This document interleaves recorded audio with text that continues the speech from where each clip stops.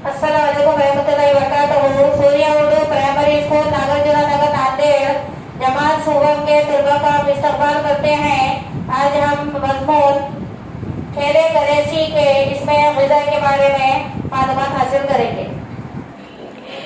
प्यारे बच्चों, अब खेले करे में सफ़ा नंबर 4 1.4 मशक़ ग़िज़ा उसके बारे में पढ़ रहे हैं। आप ध्यान से सुनिए। ताज़ा ग़िज़ा का इस्तेमाल करें। प्यारे बच्चों, हमें ग़िज़ा हमेशा ताज़ी इस्तेमाल करनी चाहिए। ग़िज़ा में सब्ज़ी, तरकारियों और फलों को शामिल रखें। सब्जियों और फलों को इस्तेमाल करने से पहले अच्छी तरह धो लें। जब भी आप कोई फल इस्तेमाल करते हैं, खाने से पहले उसे अच्छी तरह धोकर खाना चाहिए, जिससे जरासीम हमारे पेट में नहीं जाते। दिन भर खूब पानी पिए। अक्सर बच्चों को आदत रहती है वो पानी का ज़्यादा इस्तेमाल नहीं करते। हमें चाहिए कि दिन भर में ज़्यादा से ज़्यादा पानी का इस्तेमाल करें। तुम दिन भर में जो ग़िज़ा इस्तेमाल करते हो इसकी फहरिस्त बनाओ। प्यारे बच्चों, यहाँ पर कॉलम दिए हुए हैं। आपको चाहिए जो दिन भर में आप ग़िज़ा इस्तेमाल करते हैं उसकी फहरिस्त बनाना है।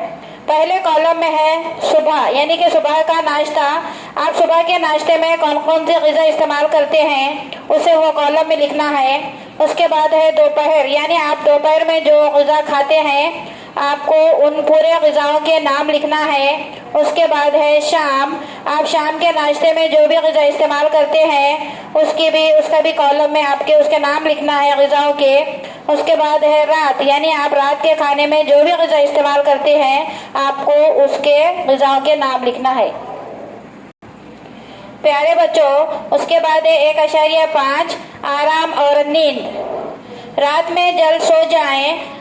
प्यारे बच्चों, आपको रात में जल्द सोना है और सुबह जल्दी उठना है। बहुत सारे बच्चों को आदत रहती है जो रात में जागते हैं और सुबह में देर से उठते हैं। ये आदत बिल्कुल अच्छी नहीं है। आपको चाहिए कि रात में जल्द सो जाए, सुबह जल्द उठें। प्यारे बच्चों, आप अगर रात में जल्द सो जाएं तो सुबह में आपकी जल्द नींद जागेगी और आप जल्द सुबह में उठेंगे। इस वास्ते रात में ना जागें और रात में जल्द सो जाएं और सुबह जल्द उठें।